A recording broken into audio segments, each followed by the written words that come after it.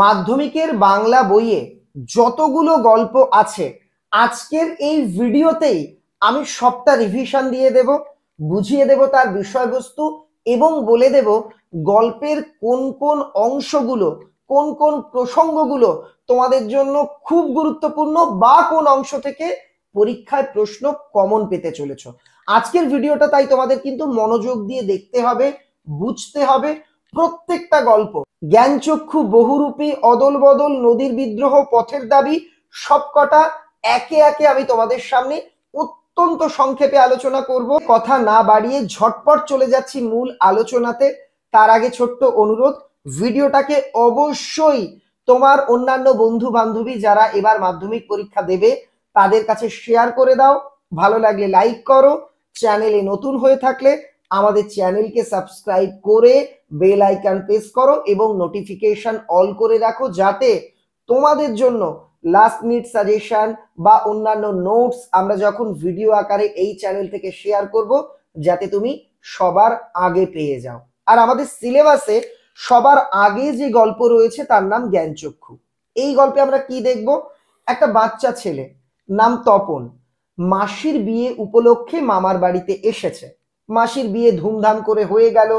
এবার কিছুদিন তপন মামা বাড়িতে রয়ে গেছে, কারণ তার স্কুলে এখন গরমের ছুটি চলছে। তাই ভাবলো গরমের ছুটিতে কয়েকটা দিন মামা বাড়ি রয়ে যায়। তোমরা দেখবে বিয়ে হয়ে যাওয়ার পর বর কনেকে নিয়ে বাড়ি চলে যায়, আবার কিছুদিন পর অষ্টমঙ্গলায় ফিরে আসে। তপনের মাসি আর মেসো বিয়ের পরে আবার মামা বাড়িতে ফেরত এসেছে। এবার তপন একটা কথা শুনে একেবারে তার চোখ গুলির মতো, মার্বেলের মতো হয়ে গেল। সে জানতে পারলো তার এই নতুন মেসোমশাই একজন লেখক এবং নতুন মেসোমশাইয়ের লেখা গল্প ছাপাও হয়, অনেক বইও আছে তার। এটা শুনে তপন তো অবাক। এরপর তপন দেখলো তার বাবা কাকার মতোই মেসোমশাইও একদম সাধারণ মানুষ, সিগারেট খাচ্ছেন, দাড়ি কামাচ্ছেন। তপন এতদিন ভাবতো লেখকরা বুঝি একটু অন্য টাইপের, ভিন গ্রহের কিছু হয়। তপন ভাবলো আচ্ছা, আমি তো এতদিন তাহলে ভুল ভেবেছি। তপনের জ্ঞান চক্ষুটা খুলে গেল। তপন সত্যিটা বুঝতে পারলো যে লেখকরা আকাশ থেকে পড়া কোনো এলিয়েন্ট নন, তপনদের মতনই মানুষ। তপন তার মেশোকে দেখে অনুপ্রাণিত হয়ে একটা গল্প লিখে ফেললো।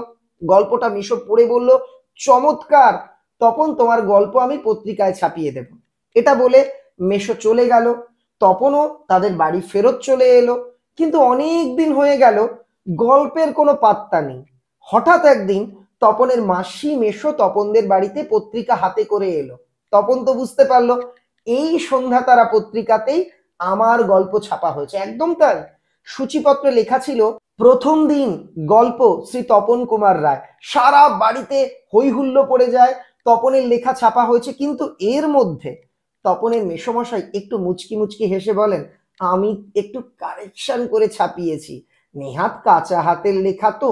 বাড়ির সবাই তখন তপনকে উৎসাহ দেওয়ার বদলে, তপনের প্রশংসা করার বদলে মেশোর গুণকীর্তন করতে ব্যস্ত হয়ে পড়লেন। তপনকে খাটো করে নানা রকম কথা বলেন, ইস তুই যা লিখিস ও কি করে আঙুল দিয়ে ছুতো নাকি, মেশো নিজে বলেছেন বলে ছাপা হলো। তপন দুঃখ পেল। তার মধ্যেই তপনের মা এসে বলছে, এই তুই কি লিখেছিস একটু পড় তো শুনি সবাই। বাবা তোর পেটে পেটে এত ছিল। সন্তানদের কৃতিত্বে মায়েরা চিরকাল গর্বিতা হন। এবার তপন পড়তে গিয়ে তার মাথায় বাঁশ ভেঙে পড়েছে। সে দেখছে গল্পের নাম, লেখকের নাম এক, বাদ বাকি সব আলাদা। তপন আর পড়তে পারে না, ছাদে গিয়ে কান্না করে। আসলে মেসোমশাই কারেকশন মানে এই একটু সংশোধন করে দেবো লেখা, এটার নাম করে গোটা গল্পটা বদলে দিয়েছেন। কেন? সুকৌশলে মেসোমশাইয়ের মাথায় একটা বিষয় ছিল, আমি এমন কাজ করব নতুন শ্বশুর বাড়ির সবাই আমার ফ্যান হয়ে যাবে। তিনি নিজের ব্যক্তি স্বার্থ চরিতার্থ করবার জন্য সুকুমারমতি বালক তপনের স্বপ্নকে কিন্তু চুরমার করেছিলেন। গল্পের শেষে তপন কাঁদতে কাঁদতে সিদ্ধান্ত নেয়, আমি যদি কখনো জীবনে গল্প ছাপাই নিজে পত্রিকার অফিসে গিয়ে দেবো, কারোর সুপারিশ নেব না। কারণ স্বর্ণলতার মতো অন্যকে অবলম্বন করতে গেলে বিপদে পড়তে হয়। আমি আমার লেখা গল্প দেব, তাতে ছাপা হয় হবে, না হয় না হবে। ওই বলেছিলাম লেখকরা সাধারণ মানুষ। এটা যখন তপন বুঝতে পারে তার জ্ঞানচক্ষু খুলেছিল। কিন্তু তার প্রকৃত জ্ঞানচক্ষু খুললো কখন? গল্পের লাস্টে। সে বুঝতে পারলো অন্যের লেখা গল্প নিজের নামে ছাপানোর মধ্যে বা অন্যের সহযোগিতা নিয়ে, অন্যের সাহায্য নিয়ে, অন্যের দয়ার পাত্র হয়ে এগিয়ে চলার মধ্যে কোনো আহ্লাদ নেই। এখানেই তপনের জ্ঞানচক্ষু খুলল। এখান থেকে কেমন প্রশ্ন আসতে পারে? তপনের আর কি প্রথম জ্ঞানচক্ষু কখন খুললো, প্রকৃত জ্ঞানচক্ষু কখন খুললো, তপনদের বাড়িতে মাসি মেশো যখন পত্রিকা নিয়ে এলো সারা বাড়িতে শোরগোল পড়ে গেল, বুকের রক্ত ছলকে উঠলো, এমন অলৌকিক ঘটনাও ঘটে, এই অংশগুলো এগুলো ভালো করে পড়বে। তপন চরিত্র, তপনের মেশোমশাইয়ের চরিত্র, এগুলোও ভালো। আমি কিন্তু এটা সাজেশন বলছি না, এই অংশ থেকে প্রশ্নকর্তাদের প্রশ্ন করার একটা প্রবণতা দেখা যায়, আর দেখা যায় জ্ঞানচক্ষু গল্পের নামকরণের সার্থকতা। এবারের গল্প বহুরূপী। তার আগে তুমি আমায় বলো প্রথম গল্পের আলোচনা কেমন লাগলো, একদম সংক্ষেপে বুঝিয়ে দিলাম। ভালো লাগলে আমাকে তোমার নাম, ঠিকানা বা তুমি কোন স্কুলে পড়ো এটা লিখে জানিও, আর তোমার মতামত কেমন লেগেছে আমায় জানিও। গল্প বহুরূপী। এখানে কি দেখবো, আমাদের গল্পের কথক আর তার দুই বন্ধু, টোটাল এই তিন বন্ধু মিলে হরির বাড়িতে যেত। আর হরি যেহেতু একটু বয়সে বড়, তাকে দাদা বলে ডাকতো। হরিদা কে? তিনি একজন পেশায় বহুরূপী। তিনি নানা রকম বেশ ধারণ করে লোকের কাছে হাত পেতে আর কি খেলা দেখিয়ে তাদের মনোরঞ্জন করে অর্থ উপার্জন করতেন। হরিদা কিন্তু ভীষণ গরিব মানুষ ছিলেন। তার সব দিন খাওয়া জুটতো না, মাঝে মাঝে শুধু হাঁড়িতে জল গরম করে সেটাই তিনি খেতেন। এমনকি গল্প পড়লেই আমরা বুঝতে পারবো কথক আর তার দুই বন্ধুর সঙ্গে হরিদার বয়সের ব্যবধান আছে, কিন্তু হরিদা তাদের সঙ্গে বন্ধুর মতো মিশলেও তাদের চা করে খাওয়ানোর সামর্থ্যটুকু কিন্তু হরিদার নেই। তাই চা, চিনি, দুধ কথকেরাই আনেন, হরিদা সেই নিজের আঁচে সেটা ফুটিয়ে দেন। সকাল সন্ধে তার বাড়িতে বসে কথকেরা গল্প গুজব করেন, আড্ডা দেন। একদিন কথক এসে বললো, জানো হরিদা, আমাদের পাড়ার জগদীশ বাবুর বাড়িতে একটা ত্রিকালজ্ঞ সন্ন্যাসী এসছেন। তিনি হিমালয়ের গুহাতে থাকেন, সারা বছর একটা হরিতকি ছাড়া কিছু খান না, তিনি একদম পুণ্যাত্মা, তার বয়স 1000 বছরেরও বেশি। হরিদা বললেন, ইস, আক্ষেপ করে বলছেন, আমার বাড়ির কাছে এমন একজন মানুষ আসলো, তাকে একটা প্রণাম করতে পারলাম না। কথকরা বলছে, না, সেটা আপনি পারতেন না, কারণ সেই ব্যক্তি একা জগদীশ বাবু ছাড়া কাউকে প্রণাম করতে দেননি, তাও জগদীশ বাবু সুকৌশলে প্রণাম করেছেন। তার পায়ের কাছে একটা সোনার বোল লাগানো খড়ম ধরেছেন, সন্ন্যাসী যেই সেটা পায়ে দিতে গেছেন সঙ্গে সঙ্গে তাকে প্রণাম করেছেন। এরপর সন্ন্যাসী বিদায় নেওয়ার সময় জগদীশ বাবু টাকাও দিয়েছিলেন, সন্ন্যাসী হাসি মুখে বিদায় নিয়েছেন। এটা শুনে হরিদা গম্ভীর হয়ে গেলেন। তার মনে এতক্ষণ সন্ন্যাসীর প্রতি কি ছিল? শ্রদ্ধা ছিল। কিন্তু যখনই শুনলেন একজন হিমালয়বাসী সন্ন্যাসী টাকা পেয়ে হাসেন, তিনি বুঝতে পারলেন এ লোক ভণ্ড। তারপর তিনি বললেন, আজ তোমাদের একটা জবর খেলা দেখাবো, সবাই জগদীশ বাবুর বাড়িতে সন্ধ্যেতে হাজির থেকো। সন্ধ্যেবেলাতে দেখা গেল জগদীশ বাবুর বাড়িতে একজন বিরাগী এসেছেন, একদম সাদামাটা সাজ। জগদীশ বাবুকে অনেক দার্শনিক সুলভ তিনি কথা শোনালেন। ধনজন যৌবন কিছুই নয় জগদীশ বাবু, সবই তো সুন্দর সুন্দর এক একটি বঞ্চনা। মন থেকে সমস্ত রাগ দূর করুন, আমার মনে রাগ নামের কোনো রিপু নেই, সব সুখের বন্ধন থেকে মুক্ত হওয়াই তো প্রকৃত সুখ। এইসব বললেন। জগদীশ বাবু তো মোহিত, তিনি এই বিরাগীকে অনেকগুলো টাকা দিতে চাইলেন। বিরাগী বললেন, না, আমি বিরাগী, সব ত্যাগ করতে পারি। তো সন্ধেবেলাতে কথকেরা হরিদার বাড়িতে গিয়ে জানতে পারলেন হরিদাই সেই বিরাগীর বেশ ধারণ করে জগদীশ বাবুর বাড়িতে গিয়েছিলেন। তখন সবাই হরিদার কাছে জানতে চাইলো, হরিদা, জগদীশ বাবু অতগুলো টাকা দিতে চাইলো, আপনি নিলেন না কেন? হরিদা বললেন, আমি একজন বহুরূপী মানুষ, বহুরূপীর জীবনে আমি বেশি কিছু আশা করি না, আমি তো খাঁটি মানুষ নই, ভেজাল মানুষ। আমি যে খেলা দেখালাম সেটুকুর জন্য ওনার কাছে গিয়ে পরে বকশিস চাইব, কিন্তু আমি লোক ঠকাই না। আমি একজন শিল্পী, আমার শরীরে মিশে আছে বহুরূপী সত্তা, চরিত্রকে প্রাণ দিতে যা করতে হয় আমি তাই করি। পুলিশ যেমন ঘুষ নেন, আমি ঘুষ নিই। বাইজি যেমন অন্যকে দেখলে আর কি তাদের মধ্যে কামনা বাসনা জাগানোর জন্য চোখ মারেন, আমিও চোখ টিপি। একজন বিরাগী কি কখনো টাকা স্পর্শ করেন? আমি টাকা ফাঁকা ধরি না। এখান থেকে কি কি পড়বে? হরিদা জগদীশ বাবুর বাড়ি যাওয়ার পর কি ঘটনা ঘটেছিল, মারাত্মক ইম্পর্টেন্ট 5-এর জন্য, এবার মাধ্যমিকের জন্যও। জগদীশ বাবুর বাড়িতে যেদিন হরিদা যান সেই সন্ধ্যার বর্ণনা, আর এই যে লাস্টের দিকে আমি খাঁটি মানুষ নই, এটা হরিদার বহু রূপের বর্ণনা, বা হরিদার জীবনে যে নাটকীয় বৈচিত্র্য আছে। জগদীশ বাবু কিভাবে সন্ন্যাসীর পায়ের ধুলো নিলেন, বা হরিদার চরিত্র, এই অংশগুলো তোমরা এখান থেকে খুব ভালো করে পড়বে। কেমন লাগলো এই আলোচনা? এবারও লিখে জানাও বহুরূপী গল্প কেমন লেগেছে, প্লিজ লিখে জানিও। আর একটা জিনিস বলো তো, একইভাবে অন্যান্য কবিতাকে আলোচনা করে দিলে কেমন হয়? যদি ভালো হয় বা তোমরা চেয়ে থাকো, প্রচুর কমেন্ট করো। প্রচুর কমেন্ট আসলে তবে গিয়ে কিন্তু আমি কবিতার ভিডিও আনবো। এবারের গল্প অদল বদল। অসাধারণ একটা গল্প। দুই বন্ধু, একজনের নাম অমৃত, তার পুরো পরিবার আছে, মা বাবা ভাই বোন। আর একজনের নাম ইসাব, এই মুসলিম, এর আছে শুধু বাবা। একদিন অমৃত জানতে পারলো ইসাবের বাবা ওকে একটা নতুন জামা কিনে দিয়েছে। অমৃত আবদার জুড়লো, আমার বন্ধুর মতো আমার নতুন জামা চাই। অনেক বাড়িতে কাঠখড় পুড়িয়ে মা বাবাকে অনেক রকম মেন্টালি ব্ল্যাকমেল করে যে আমি স্কুলে যাব না, আমি খাবো না, আমি বাড়ি আসবো না, এসব বলে শেষমেশ অমৃত একটা জামা আদায় করে নেয়। হোলির দিন দুই বন্ধু নতুন জামা পরে রাস্তা থেকে বেরোচ্ছে, দুজনকে দেখতে প্রায় একরকম লাগছে। তাদের দেখে একদল দুষ্টু ছেলে বললো, এই তোরা একটু কুস্তি লড়তো, দেখি কে বেশি পালোয়ান। ওরা কেন নিজের বন্ধুর সঙ্গে কুস্তি লড়বে? ওরা কুস্তি লড়তে রাজি হলো না। এমন সময় হঠাৎ কালিয়া নামক একটি দুষ্টু ছেলে অমৃতকে একদম তুলে আছাড় মারার মতন অবস্থা, বা অমৃতকে জাপটে ধরে ফেলে দিল। এটা দেখে ইসাবের মেজাজ চড়ে গেল। সে কালিয়াকে উপযুক্ত শিক্ষা দিল, ব্যাঙের মতো ফেলে দিল কালিয়াকে। কালিয়ার খুব ব্যথা লাগে। এই দেখে দুই বন্ধু তাড়াতাড়ি ওই জায়গা থেকে পালিয়ে যায়।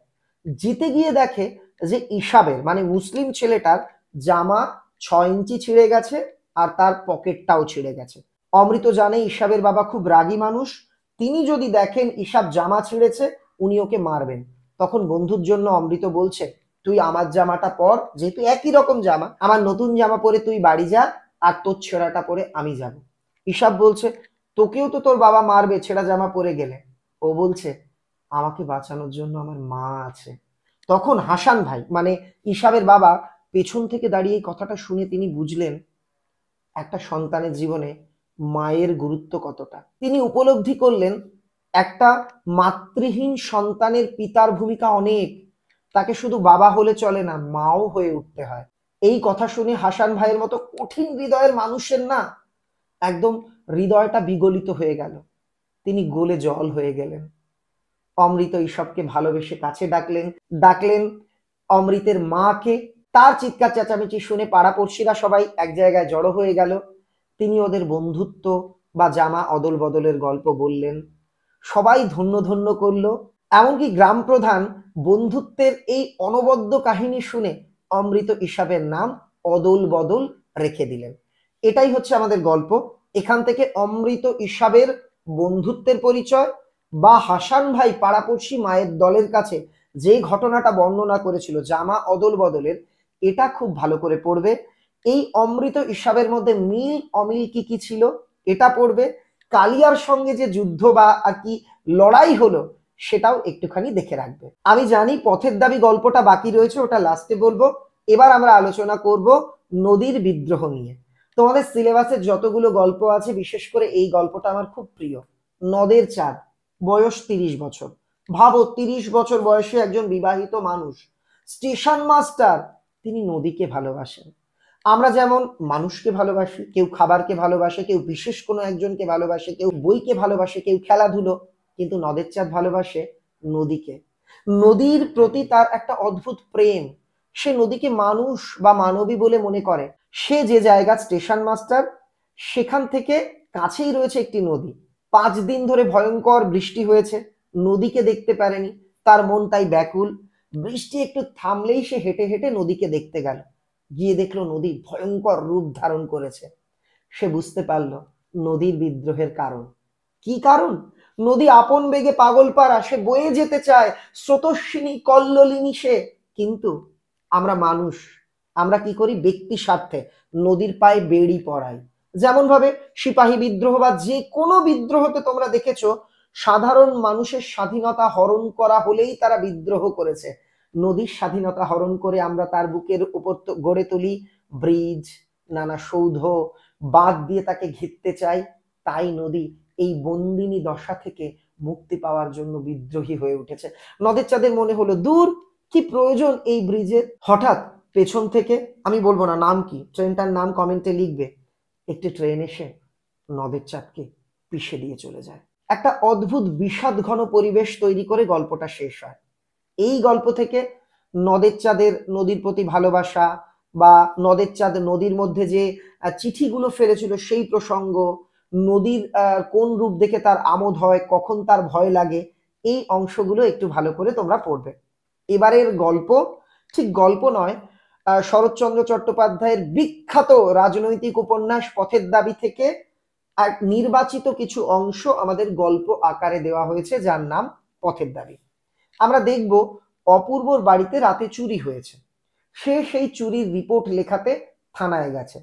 থানায় গিয়ে দেখছে বর্মাতে অর্থাৎ ব্রহ্মদেশে বাংলাদেশ থেকে কিছু পুলিশ অফিসার এসেছেন। কেন? তারা একজন বাঙালি বিপ্লবী নেতাকে ধরবেন, যার নাম সব্যসাচী মল্লিক। একজন ব্যক্তিকে সন্দেহ হয়েছে যে এই বুঝি সব্যসাচী মল্লিক। তাকে থানার বড়বাবু নিমাই বাবুর সামনে হাজির করা হয়। কিন্তু যে ব্যক্তিকে হাজির করা হয় সে পুরো কার্টুনের মতো দেখতে, অদ্ভুত জামা কাপড়, অদ্ভুত চুল, মাথায় পুচপুচ করা তেল। এটা দেখে অপূর্ব বলল, নিমাই বাবুকে বলছে, কাকাবাবু একে আপনি জিজ্ঞাসা না করেই ছেড়ে দিতে পারেন। কোথায় সব্যসাচী মল্লিক? অনেক ভাষায় কথা বলতে পারে, রুচিশীল ব্যক্তি, বড় বিপ্লবী, বিদেশ থেকে ডাক্তারি পড়ে এসেছেন, আর কোথায় এই কার্টুন লোকটা? একে ছেড়ে দিন। এখানে একটা বিষয় মনে রাখতে হবে, অপূর্বর সঙ্গে কিন্তু থানার বড়বাবু নিমাই বাবুর একটা পারিবারিক যোগাযোগ ছিল। পরিবার সূত্রে অপূর্ব তাকে কাকা বলে ডাকে। এবার সবকিছু দেখার পর ওই লোককে পুলিশরা ছেড়ে দেয়। কিন্তু অপূর্বর মন শুধু আনচান করছে, আচ্ছা দেশপ্রেমিক সব্যসাচী মল্লিক, তাকে যদি পুলিশ ধরে ফেলে কি হবে? আচ্ছা কেন সব্যসাচী ধরা পড়লো না? এইসব ভাবনা চিন্তা তার মাথায় ঘুরছে। তাকে অন্যমনস্ক অবস্থায় দেখে তার অফিস কলিগ অফিসে তাকে জিজ্ঞেস করছে, নাম রামদাস তলোয়ারকর। রামদাস বলছে, অপূর্ব কি কোনো খবর খারাপ নাকি? তো অপূর্ব বলল, না তেমন কিছু নয়। টিফিনের সময় অপূর্ব বলল যে আমি চুরির খবর লেখাতে গেছিলাম থানায়, সেখানে গিয়ে এইসব বিচিত্র ঘটনা দেখেছি। এটা বলতে বলতেই অপূর্ব বলে ফেলে যে নিমাইবাবু আমাদের পারিবারিক সূত্রে কাকা হতে পারেন, কিন্তু তিনি যাকে খুঁজে বেড়াচ্ছেন, তিনি যাকে হন্যে হয়ে খুঁজছেন, যাকে অ্যারেস্ট করবেন, গ্রেপ্তার করবেন, শাস্তি দেবেন, সেই রাজদ্রোহী সব্যসাচী মল্লিক আমার আপন, কারণ তিনি দেশের জন্য লড়াই করছেন। বলতে বলতে অপূর্ব আরো বলে যে আমাকে বিনা দোষে ইংরেজ যুবকেরা স্টেশনে লাথি মারে, আমি অভিযোগ জানাতে গেলে স্টেশন মাস্টার আমায় দূর দূর করে তাড়ায়, কারণ আমি শ্বেতাঙ্গ নই, আমি ভারতীয়, তাই এই লাঞ্ছনাটা না আমার কালো চামড়ার নিচে কম বাজে না। এরপর যেটা হয়, অপূর্ব বিশেষ কারণে তার অফিসের বড়বাবু তাকে বলে ভামনগরীতে যেতে।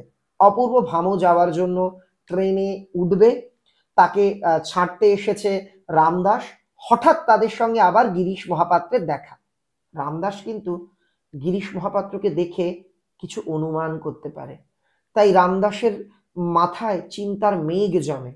অপূর্বর ট্রেন ছাড়ে। অপূর্ব মনে মনে ভাবে আমি ফার্স্ট ক্লাসের প্যাসেঞ্জার, আমি রাত্রে একটু আয়েশ করে ঘুমোবো। কিন্তু ট্রেনের মধ্যে বারবার পুলিশের লোকজন এসে তাকে জাগাচ্ছে, তার নাম ধাম ইত্যাদি লিখে নিচ্ছে, কারণ ওই ট্রেনে খোঁজা হচ্ছে কোথাও সব্যসাচী মল্লিক আছে কিনা। অপূর্ব প্রতিবাদ করাতে পুলিশের সাব ইন্সপেক্টর সাহেব বলেন, তুমি ভারতীয়, আমি চাইলে না ট্রেন থেকে টেনে তোমায় নামাতে পারি।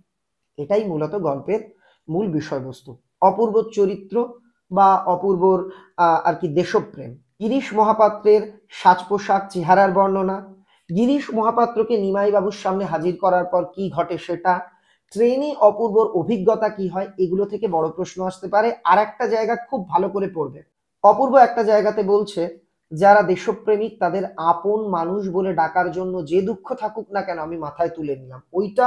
আর স্টেশনে কিভাবে লাঞ্ছিত হয়েছিল অপূর্ব, এইটা, এই জায়গাগুলো ভালো করে পড়বে, যে কোনো লাইন তুলে একটা 3-এর প্রশ্ন আসতে পারে। তাহলে সবাই ভালো থেকো। ভিডিওটা শুধু দেখলে চলবে না, টেক্সট বইটাও খুঁটিয়ে পড়তে হবে। আমার বিশ্বাস তোমার কাছে গোটা সিলেবাসটা জলের মতো সহজ আর পরিষ্কার হয়ে যাবে। সবাই ভালো থেকো। Thank you very much.